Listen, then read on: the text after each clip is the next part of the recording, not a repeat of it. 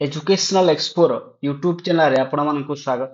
आपण माने जानिथिबे आज एलटीआर रो जो selected candidates from different subjects तांकर कोन अछि आज पांचटारू डिस्ट्रिक्ट जो काउंसलिंग अछि ता पूर्वरु आपण माने केमिति निर्भुल हिसाब रे सेही काउंसलिंग प्रोसेस योगदान करिवे केमिति आपणकर कौनसी भूल रहिबो नाही ता प्रति ध्यान देकी जो इंस्ट्रक्शन अछि ताको हम भल भाबरे बुझिबा।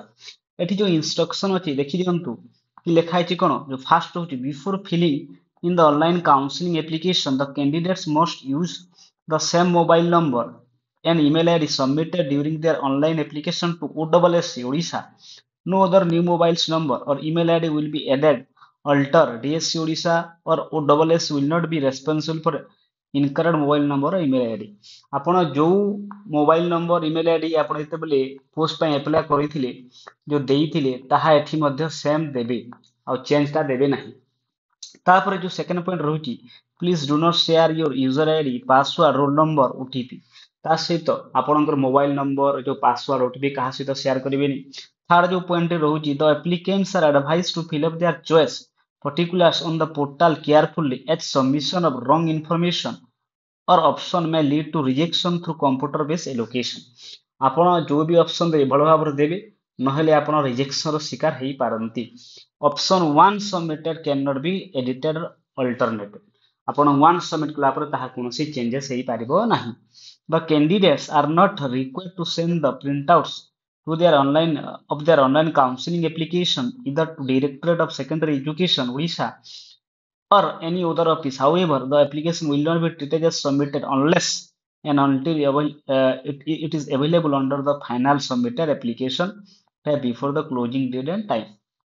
तापर कौन हम आपणकर जो प्रिंट आउट जो बाहर जो काउंसलिंग जो डिस्ट्रिक्ट प्रिफरेन्स ताहा आपण कोनोसी गवर्नमेंट ऑफिस को सेंड करिवार दरकार नाही और आपण जेते बेले पर्यंत फाइनल सबमिट न करिवे ताहार प्रिंट आउट मध्ये आपण पाई परिबे नाही।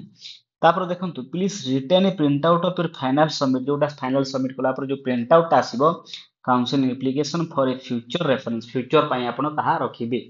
तापर देखंतु the candidates are advised to give maximum number of choices for getting allocated as per their preference. आपण को बहुत संख्या रे जेते आपण देई पारिबे डिस्ट्रिक्ट आपण देबे अधिका देबे। सबमिटिंग लेस चॉइस आपण जदि कम दउछंती और non submission of choice will lead to auto allocation. जदि आपण न देले प्रेफरेंस तारे ऑटोमेटिकली आपण को 30 टा डिस्ट्रिक्ट को डिस्ट्रिक्ट को से माने कंप्यूटर बेस जे डिस्ट्रिक्ट पड़ले आपण सही डिस्ट्रिक्ट रे पाइबे। तापर देखंतु the computer base counselling for allocation will be carried out in two stages जेउति कि आपण फास्ट बा आपण कोडा आपणकर पहला प्रथम रा डिस्ट्रिक्ट तापर आपणकर कोन बना स्कूल प्रेफरेंस दिया जिवो। Application one submitted can not be edited आपण वन सबमिट करला परे ताहा एडिट कर दी पारिबो नाही। Candidates participating in the counseling are requested not to wait the last minute रस आपण लास्ट मोमेंट पर्यंत वेट करंतु नाही। आपण ता आगरु जो काउंसलिंग प्रोसेस सारी दियंतु। आ जो लास्ट पॉइंट रहउची आपणकर जो सीट एलोकेशन केमिति हेबो देखंतु। After locking your choice the past allotment process will be carried out as per the principle for the fast posting outline of GAPG department resolution 14321 dated 4/2017 the system will consider the candidates category against which selected during the process। देखंतु एठी जो अछि एई जो Ted हिसाब रे अछि आपनकर जो 4 जुलाई जो 17 जो अछि एई हिसाब रे आपनकर जो ई प्रोसेस टी चलिबो आ एई हिसाब रे आपनकर जो ई जो रहुची डिफरेंस कैटेगरी आ एई जो रहुची आपनकर कहा परे की आसे एसटी वुमेन यूआर वुमेन एई प्रोसेस रे आपनकर सीट अलॉटमेंट हेबो। मु आपण आज सखाले ही एही एहा उपरे वीडियो करिथिली सेही वीडियो को आपण जाके देखि दियंतु।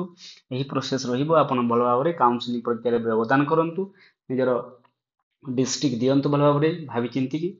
ଏହା ଥିଲା ସମ୍ପୂର୍ଣ୍ଣ ଭିडिଓ। ଆହୁରି ଏମିତିକା ଭିଡ଼ିଓ ଦେଖିବା ପାଇଁ ଆପଣ ଏଜୁକେଶନାଲ ଏକ୍ସପ୍ଲୋରର ୟୁଟ୍ୟୁବ ଚ୍ୟାନେଲକୁ ଲାଇକ୍ ଏଣ୍ଡ ସବସ୍କ୍ରାଇବ କରିଦିଅନ୍ତୁ।